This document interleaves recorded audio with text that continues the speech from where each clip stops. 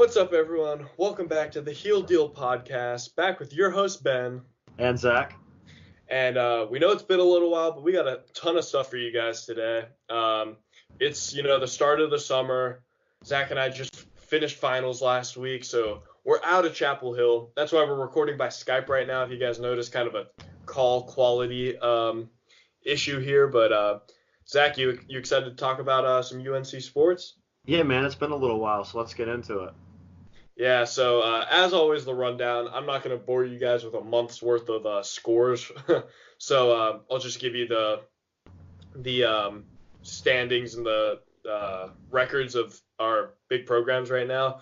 So baseball, they're 35-15, and they have a series against North Carolina State coming up. So they've been playing pretty well all season. Imagine that they're going to go to the NCAA tournament. Men's lacrosse, they finished their season at 8-7, so nothing too special there. Women's lacrosse they are currently at 16-3. They have a game against Virginia in the NCAA tournament, so real exciting for them. I think that's happening on Saturday the 18th on ESPN3, if anyone's interested in watching that. Softball, they're 35-18, and they have a game against Ohio State in the NCAA regional tournament. So a lot of exciting stuff, even though the school year's over. Yeah, go Heels. Go Heels. So I know some of the bigger news in our smaller programs we want to talk about before we get into football and basketball. So talk to me about the new women's basketball coach, Zach. Yeah, so a lot of you guys probably know by now that Sylvia Hatchell was, I don't want to say terminated, but she resigned kind of under pressure in a way, it seemed like to me at least. And we have a new coach now for the women's basketball team. Her name is Courtney Banghart. What we know about Courtney right now is that she was the coach at Princeton from 2007 to 2019. She had an overall coaching record for her whole career of 254 and 103, which is 71% winning percentage, which is actually really, really good. Yeah, no kidding. So what, she led Princeton to how many Ivy League titles? It was 5 in 12 years, so that's a pretty good percentage as well.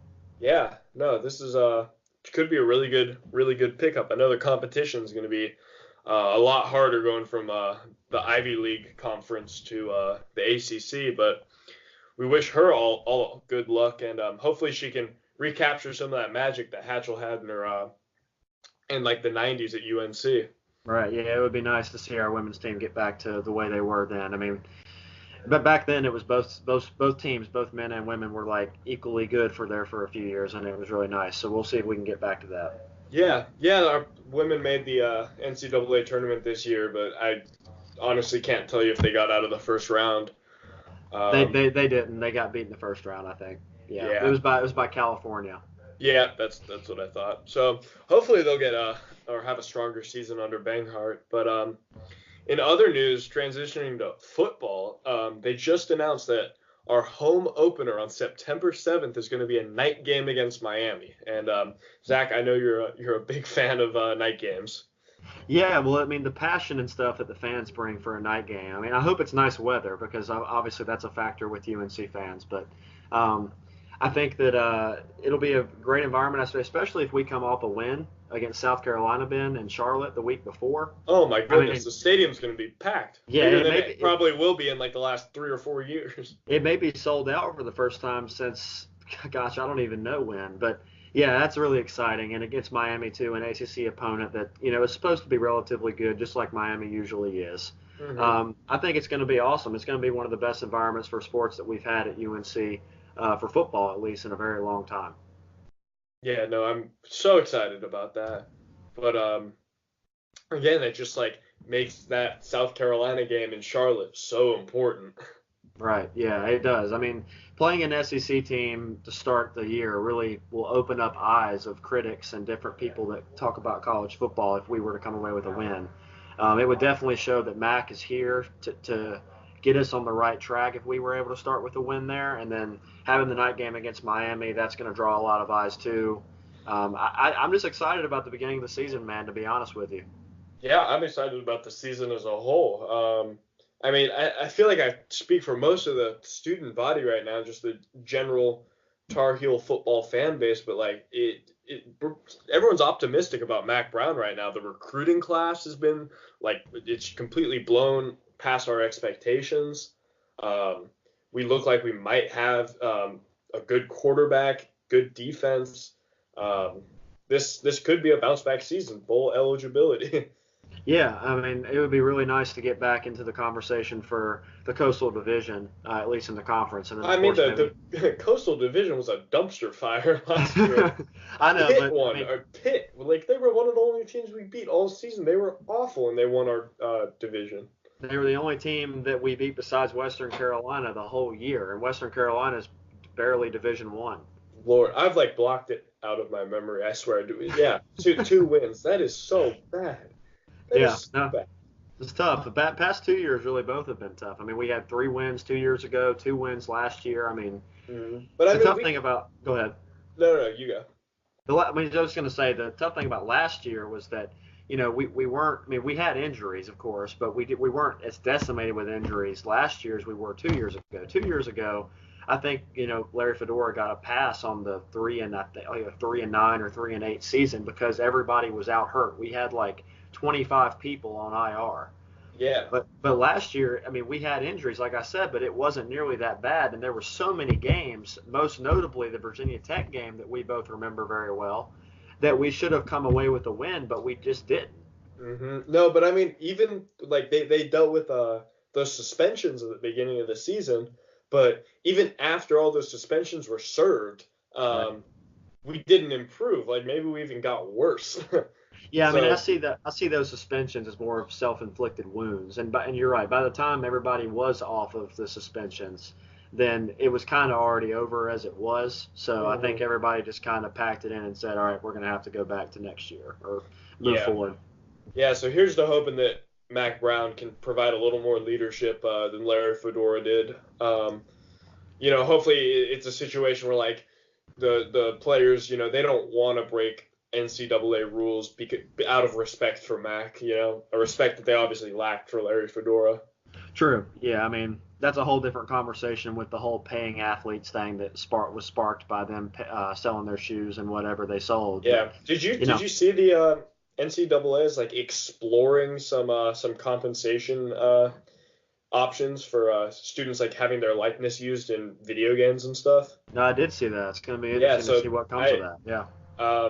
did you ever play like the NCAA football games? We bought it every single year. Dude, NCAA 14 might be like one of the best sports games ever. I liked like all of them, man. I mean, I grew up on them. So like hmm every single year in the summer, but my dad would and I would buy it and play it for like the whole year, and then we'd get the new one and repeat the cycle. Yeah, exactly. So if we could have NCAA 20 or NCAA 2021, man, we're Yeah. all winners there. Players Yeah. get paid for their likeness. We get to play the sports games. So win-win-win. Yeah. But I hope we can get a deal done with that. That'd be nice. Exactly. So yeah, that's football. And as we get closer and closer to fall, probably once the school year starts, Zach and I are going to give you guys like an actual in-depth, full 30-minute preview of the football season because we're both just so excited for it. Yeah, it's gonna be fun. We'll talk to you guys about the roster breakdown, everything we expect from starting lineups to matchups to games we want to look forward to, games we think we can win, maybe lose. Just everything. So we'll get there later in August. Yeah, yeah. So why don't we talk about the big news? But when we recorded our last episode, I think that was the week before Cole Anthony made his announcement that he was going to come to the University of North Carolina, and All right. it was expected to a degree, like we expected it, but it was still such a great feeling getting he was number 3 on 24/7 Sports, number 2 on ESPN's college basketball player rankings for this class. This guy is an absolute stud. Yeah, you're right with those rankings and number one point guard for pretty much every network you look at. I mean, we knew. I mean, we talked about him extensively before we even knew he was going to be a Tar Heel. This guy is a game changer. I mean, getting him makes the look on the upcoming basketball season look a lot more bright. It gives us a point guard that I don't think we've had I really honestly I think this may be the best freshman that Roy has ever gotten. When Just I like say pure that, talent wise. yeah, I'm putting Harrison Barnes and people like that in that conversation with him because I just haven't seen anyone like Cole commit to UNC. I don't think we've had a guy like this. Yeah, no, it's kind of wild. I can't remember which website this was on, but he was like the highest ranked point guard prospect since Kyrie Irving in 2012, I think, 2011, It 2012. was like 2010, 2011, something like that. Yeah, but Yeah, that's crazy. but that just shows you like how much pure skill he has. Son of Greg Robinson, or I mean Greg Anthony. What am I saying? Yeah, I got you. Greg Anthony. Who you guys like might hear if you play some 2K.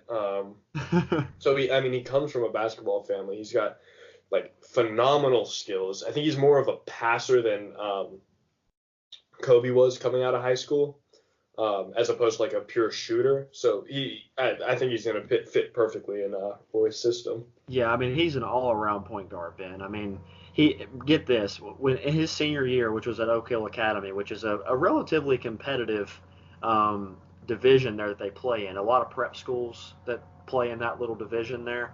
Hmm. But he shot 47% from the floor, and that was 36% from three. 18 points per game, 9.8 rebounds per game, and 9.5 assists per game. So he's almost Jeez. averaging a triple double.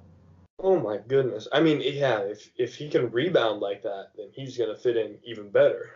Yeah, and Um, he's only 6'3", so I mean he's getting in there and sacrificing his body to get boards, and mhm. that is a trait that you find in only the best guards. Yeah, I mean, as much as it hurts to like lose Kobe White to the draft, who's a lock for a lottery pick, you bring in Cole. Yeah, he might be able to rebound better. He might be able to pass better. Like he might not be the dagger in the heart of the defense that Kobe White was, but I think he brings in like his own kind of game. It's gonna be awesome to watch. Yeah, I don't think he's a like you kind of mentioned. He's not really a dead eye shooter like Kobe was, but I mean pretty much everything else I think Cole excels at. I mean, it's just wild. This is like a golden era for the UNC backcourt Yeah, between Kobe White and now transitioning to Cole. We're going to talk about some other guards that we've got now. yeah. It's a good time to be a Tar Heel fan. I know. Yeah, I'm really excited about seeing him. I know he'll probably end up being a one-year player. Just going Hmm. out on a limb and saying that, but yeah, I mean, he changes, like I said, the dynamic to our whole season. Before we got him, we were unsure whether or not we would even be ranked in the top 10 at any point this season. I mean, the early projection polls were putting us in I think like number 21 or something like Yeah, we that. were in the 20s, which I don't like, but I couldn't blame them with like five of our really important players leaving. Yeah, I mean, we pretty much lost. I mean, we've lost almost our whole team that really contributed a lot of time. But yeah, getting him opened up a door for other recruits that we can also talk about here in a little bit. Yeah, but before we talk about the recruits that came after him, let's talk about the one who's been committed to North Carolina for a while, Armando Bacot. Yeah, yeah, big recruit there. We haven't got a chance to talk about him much because I feel like he's been kind of a consistent. We know he's going to be a Tar Heel for a long time, so we've kind of Hmm. looked past him. And I'm gonna tell you, Ben. I mean, I don't know how we looked past him. I mean, this guy is a serious playmaker. Yeah, no, tell me about him. Well, he's 6'10", 230. So I mean, already looking at his size, he's Big like the same. boy. He's the same size as Brandon Huffman essentially. Yeah, And you know how big Brandon Huffman is. yeah. But I think I saw him at the dining hall like the last week of school. That guy is so huge. yeah, yeah. He looks like But I honestly feel like if he doesn't get too much time playing the five this year, just bring him to Mac Brown and turn him into a tight end. yeah, I mean he's a big dude. But as far as Armando is concerned, I mean I think he's a big-bodied center that is honestly maybe just an above average athlete. Hmm. I think he's more athletic than someone like Kennedy Meeks was, to give a reference point from a couple of years ago, but I don't think he's nearly as athletic as like a Bryce Johnson was or something. Yeah. Um, he doesn't shoot very well from outside or the free throw line, but that's kind of understandable given the fact that he's a center. Hmm. at least from the point of the outside shooting. I mean, free throws, that's kind of a hit or miss. Hopefully he can improve that. But I mean, he's a complete glass eater inside on the offensive and defensive boards. Yeah, I mean, give me someone that just fills up the paint as opposed to like a center who can maybe shoot a 15-footer. Right, right. And he's very decisive too. I mean, when he decides to shoot or when he decides to go up for a dunk, I mean, he just goes straight up. He doesn't think about it, take any little placeholder dribbles and all that or pump fake. He just goes up and you got to foul him or block it. And Hmm. chances are you're going to foul him because of his size. Yeah, so I mean, hopefully he can work on his free throws and make teams pay for fouling him. Right. And You don't want like a hack a Shaq or hack a Dwight situation. true, true. Yeah, and you're right. And he's also a good shot blocker too, defensively. So That was that something that we were kind of missing this season. We didn't have like a big guy in the middle that could dominate blocking. Garrison really didn't get too many blocks. no, we didn't really have a shot blocker on this team, but I think Armando will kind of fill that void for us. Hmm. And just his size and strength is going to cause a lot of teams to have to double team him inside and account for his pure his presence, I guess. I mean, he's a big time player. I mean, he's a 5 star for a reason. So we're really Yeah. excited about him. Yeah. Yeah, so do you think he like fits that mold of like Roy Williams, dominant front court players in the Oh past? yeah. Oh yeah. Yeah. I mean, to me, looking at him, I mean, I don't know. I don't like comparing guys to other guys because they're all different, and everybody wants to be their own individual. You don't want to be compared to someone, but I mean, if you want to talk about Carolina players, I mean, I think he shows a lot of what like Sean May did. Hmm. Now it's way too early to say he'll be any kind of player at Carolina that Sean May was, but Yeah.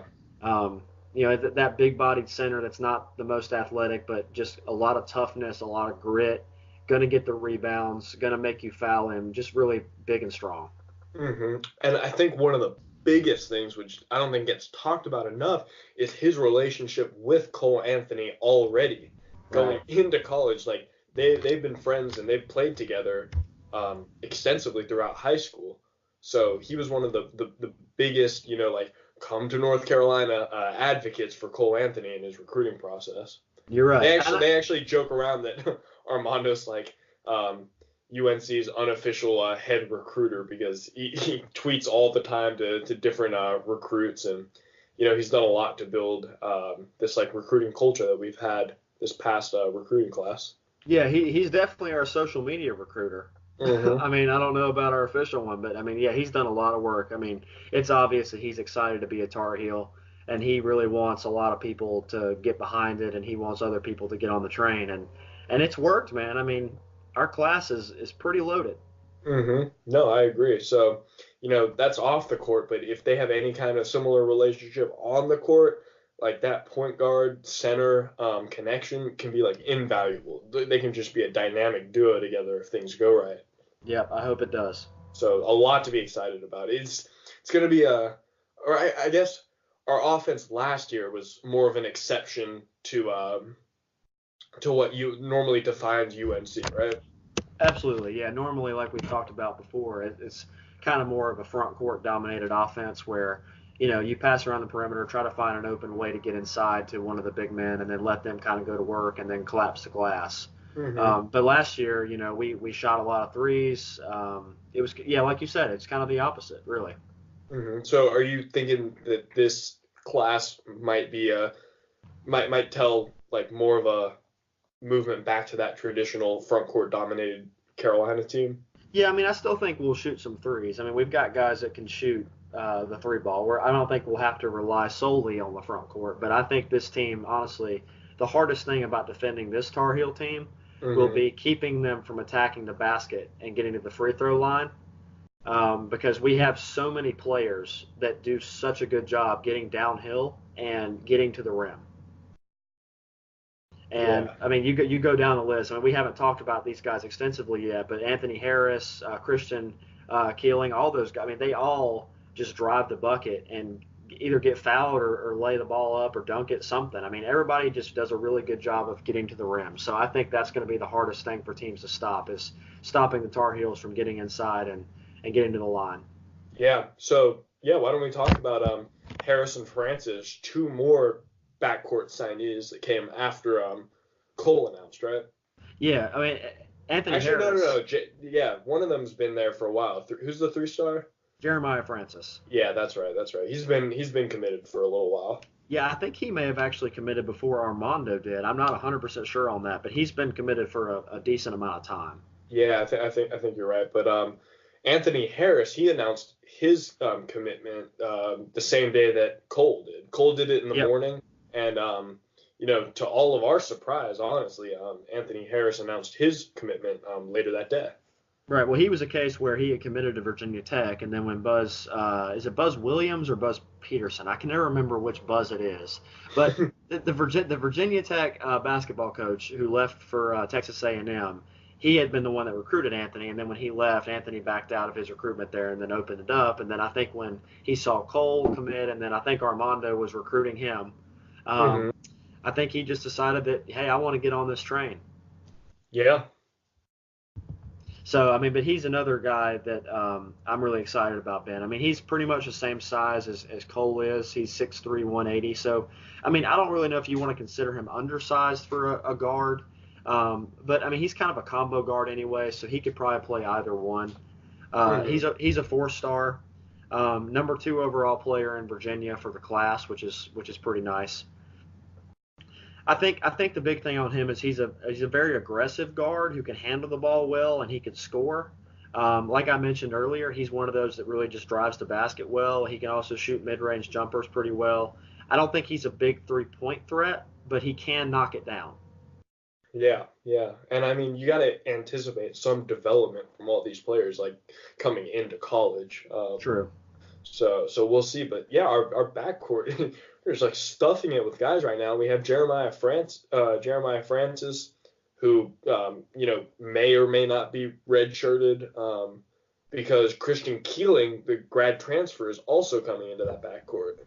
Yeah, you're right. Jeremiah, he's an interesting situation because, I mean, everybody kind of knows he's a 3-star recruit. He's also like the same size as Cole and Anthony. He's 6'3", 190. So they're all that 6'3", 180 to 190 build. He's interesting to me because when I was looking at stuff about him, trying to learn a little bit about him, apparently he suffered a really bad knee injury before his junior year of high school, Hmm. and he hasn't played a full season of basketball. I don't think he's even played in an actual official game since that injury because he had another knee surgery his senior year. So him stepping on the floor at UNC will be the first time he's played organized basketball, from what I can tell, since that knee injury. Wow. Yeah, no, that's wild. I've heard like he's been injured, like he's an often injured player, but I didn't realize that he's missed extensive time. That could even lead him to be more of a redshirt candidate.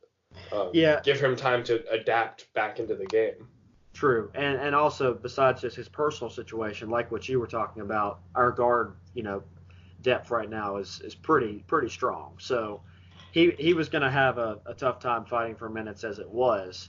Hmm. But I think he can be a good player for us down the stretch. Am I going to go out on a limb and say he can do really good things for us, even coming off the bench as a freshman? At this point, I'd have to say no. I mean, and mostly that's just because of the injury. We don't know how he's going to react to getting back on the court, playing at the college level or any of that. So I think a lot of what he's looking at is to be determined. Yeah, no, I totally agree. You just gotta trust the coaching staff will do what's right by him. But yeah, you mentioned like our backcourt being so full actually led to the Seventh Woods, who was our backup point guard last year, as you guys know. Yeah. He announced his transfer, which was, I mean, it was completely like understandable. He likely wasn't going to he wasn't going to be the starter for sure once Cole came in. So he was going to be like an older player on the roster, not in that starting spot. It makes sense for him to go somewhere else where he might be able to start it in a smaller program. Yeah, I mean, I think I kind of saw it coming, to be honest with you, Ben. He's been a project since he's gotten to UNC. I mean, you and I joke a lot. I think we even joked on the podcast before about how he's the kind of player who will disappear at times, but then randomly you'll get like an NBA first round lottery pick play I where mean, yeah, he showed up and gave us some good minutes last season, but it was just like consistency, you know? yeah, there's times where he's just like all of a sudden in some like random game that like it doesn't not that big of a deal. He'll just do like a 360. I remember I think it was maybe like 2 years ago. I was watching some game and it was we were up by like 8 on some like low level team and he was just in and he did like a 360 spin move and then like went through the legs and dunked like beside his head. And I'm like, what in the world was that? I mean, but you're right. It's about consistency, and I don't think Seventh had it. Yeah, but I mean, yeah, he'll make those plays against Georgia Tech, but not against Virginia and Duke when we need them. Right, right. Yeah, I mean, I wish him the best of luck, though. I mean, I don't hold any animosity towards him for leaving in this situation. I mean, he knows that he's not going to get a whole lot of playing time given Cole coming and then now the other guards that we've had commit. So I wish him the best. I mean, I think it's justifiable. I wish he would stay for one more year because I like him having him on the team. I think he's done a lot of good things for us, but Yeah, I mean, I hope those he finds players a who new home. those players who have played for a while on the team, you know, that veteran leadership's pretty indispensable. So it hurts losing that, but we're getting, you know, some fresh bodies in. Talk to me about Christian Keeling and Justin Pierce, the grad transfers that we managed to secure. Yeah, well, Christian, he is a 6'4", 175 transfer junior. He is like a guard, forward, small forward combo, I would say. He averaged 18 points a game and 6 rebounds at Charleston Southern last year, so his last season at Charleston Southern, and that was with a 46% field goal percentage and 38% from three. So pretty good numbers there, you know? Yeah, this kid can shoot. We need that. Yeah, I agree. Um, he was also second team All Big South last year, so that's a good accomplishment. He also reached 1,000 career points at Charleston Southern after just 2 years. Wow. So, you know, give him a lot of credit there where it's due. I agree. From a basketball standpoint, I think he's a good shooter and an aggressive player, though. Watching some of his film, I can see that he attacks the basket pretty well, and he finds a way to get good looks off of screens and picks and pick and rolls, and he gets open jumpers, too. He's a decent mid-range shooter. Yeah, so we'll talk about potential lineups soon, but he'll be an interesting player to watch play this season. And then, of course, we got Justin Pierce from William and Mary, right? Yeah, Justin Pierce, he's a guard forward combo as well. He's 6'7". Yeah, no, he's a much bigger guy. Yeah, 6'7", 215. He's a transfer junior as well, although he did play, I think, 3 years at William and Mary. Mm-hmm. He averaged 14.9 points per game his second or third year in college. I can't remember which one it was. And then 8.9 rebounds, 46% field goal percentage. So a really good field goal percentage. 32% from three last year, which is kind of funny. I want to mention this too. I looked at some of his stats from earlier in his career at William and Mary, and not last year, but the year before last, he shot 41% from three. But last year he shot 32. So a pretty significant I saw that regression there. That's kind of interesting for me to see. Yeah, but who knows how much of that had to do with maybe like shot volume or who knows what was the cause of that, but hopefully, you know, he got his slump out of his system and can start shooting consistently again. Right. And then another thing, free throw percentage went down between the second year and third year that he was there. He only shot 59% from the line last year, and the year before then he shot 79%. So that's a 20% that is a drop. significant, yeah. Yeah, I don't know what that's about. Maybe it was just his time to get into a new offense, a new system. But, I mean, looking at his film, though, I mean, despite those numbers dropping, Ben, I think he fits perfectly in what Roy wants to do. Yeah, I mean, when I watched his highlights, he reminded me, or what he did reminded me a lot of what Cam Johnson was doing for us. You know, a lot of catch and shoots off of picks, just a lot of high volume shooting, which is something that we're really going to miss now that Cam's gone. Yeah. I mean, I think he can definitely fill that role of the 3-point shooter that can also take some good mid-range jump shots for us. You know, I think he's someone who feels most comfortable moving around the perimeter and taking outside shots, although I think he can take it to the rim if he has to. But I think in our system, what's going to make him fit the best is doing that Cam Johnson role where you spend most of your time on the perimeter being a threat from three. Yeah, no, I totally agree with you. But real exciting. I mean, I know Keeling and Pierce were both like two of the highest sought after grad transfers, so it was huge that Carolina was able to secure them. Yep. Yeah, we've got a really good class here. I'm excited about this team. But since we do have so much talent, like all throughout our roster, that begs the question: what is Roy gonna do as far as our lineups are concerned? You know, he doesn't Yeah. always go with what the fans want, as you saw with Nasir Little last season. A lot of people called for him to start, but Roy wanted him to develop, and like in my opinion, I think that was probably a good move. Yeah, I mean, we'll never know what it would have been like for Nasir to start because we never got to see that kind of counterpart of him starting versus him not starting. But hmm I think you're right. I think he developed into a pretty good player doing his six-man role that he was doing. Yeah, exactly. But let's see, like the one spot, the point guard spot, that's Cole Anthony for sure.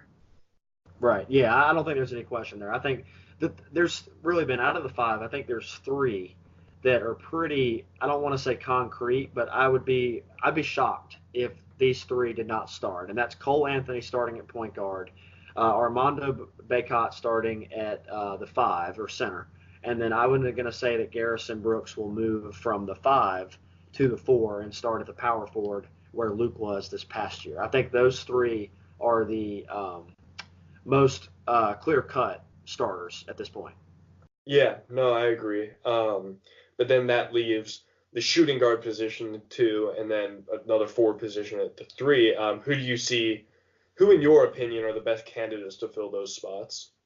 Well, taking into account Leaky, who is obviously still on the roster, taking into account Brandon Robinson, who is going to be I think he's going to be a senior next year. hmm Um, taking those guys into account, I think the best two players we have for the 2 and 3 as of right now are probably Christian Keeling and Brandon Robinson. Um, Interesting. I would say if I had to pick a starting lineup today, I would start Cole at the one. I would start Christian Keeling at the two. I would start Brandon Robinson at the three, and then Garrison at the four and Bacot at the five. Yeah, I mean that sounds like a solid lineup to me on paper. Right, and the Um, reason for that, especially the reason for the Brandon Robinson take, is because he has experience playing in that position already, and both Justin Pierce and well, I don't think Anthony Harris would ever be playing the forward, but Keeling I think is the best two we have right now. mhm, So I'm going to put him there, but Justin Pierce, I mean, he could probably play the three because he is 6'7", mhm. and he'll play it some, but I don't think he's necessarily comfortable with doing that entirely yet because he did play guard a lot at William and Mary. So I'm going to say the safe bet right now is to say Brandon would start there, but Justin, depending on how well he plays, could work his way into that starting three.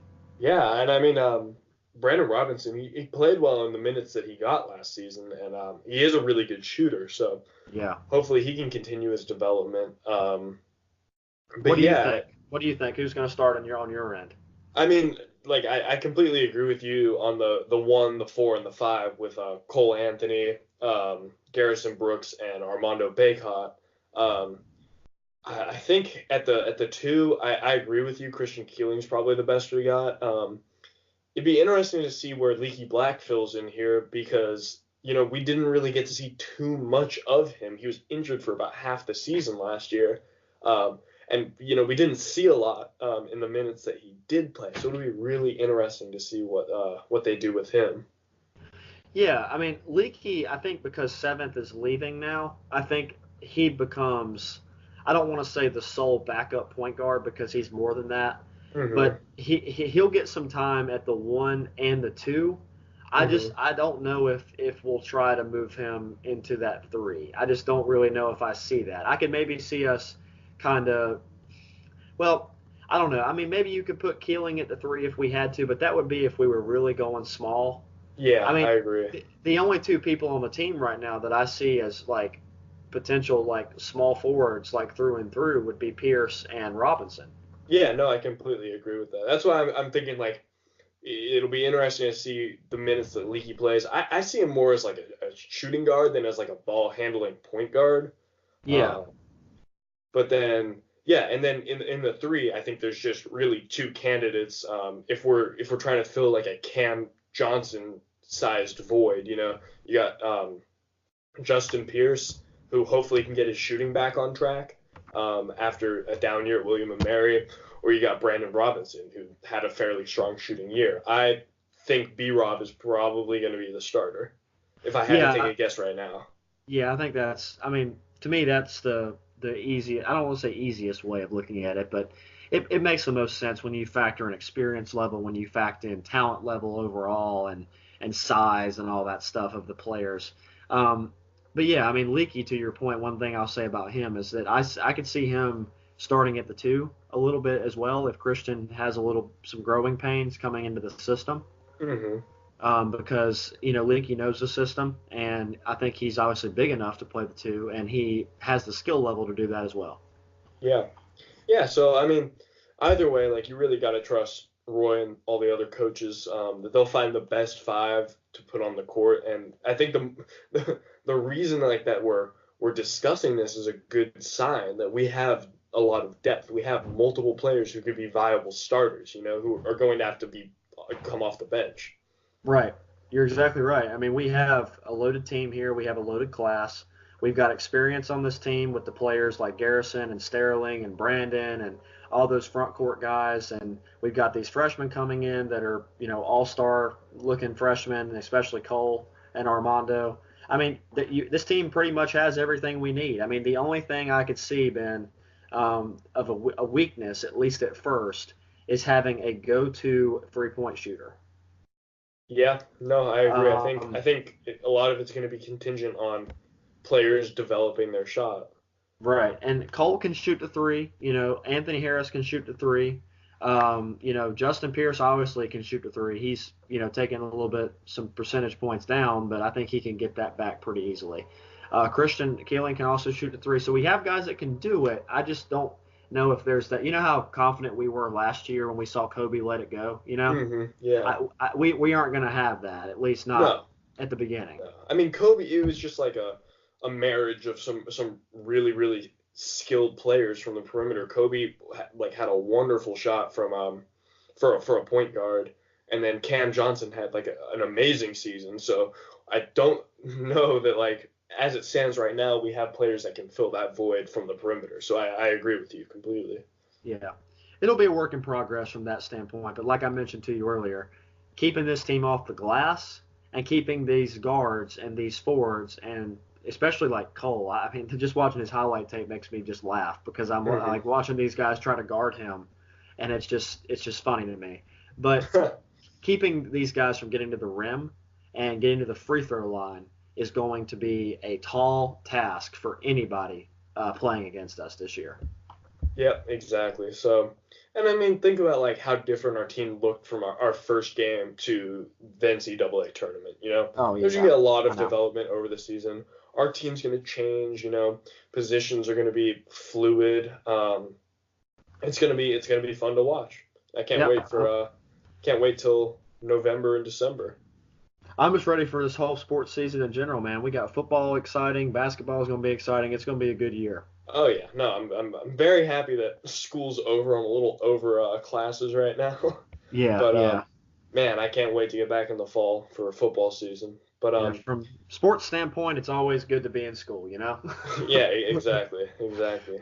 But yeah, for our listeners out there, we'll probably do the same thing that we're doing throughout the summer. An episode about every month. And of course, we're gonna be trying to be active on our Twitter account. So reach out to us with any questions or anything you guys want to hear us talk about. But yeah, that's about all we have, isn't it, Zach? Yeah, that's about it, man. I mean, this was a good episode. I've got a lot of good stuff here, and we'll talk to you guys next month. Yeah, exactly. So from us here at the Heel Deal, even though it's the summer, even though our major sports programs aren't playing right now, one thing is for sure, Go to hell, Duke. Go to hell, Duke. Yeah, but also congrats to the Pelicans on probably getting Zion with that first overall pick. That's a whole nother conversation. Exactly. Maybe we'll talk about that next time. All right. Well, we'll talk to you guys later.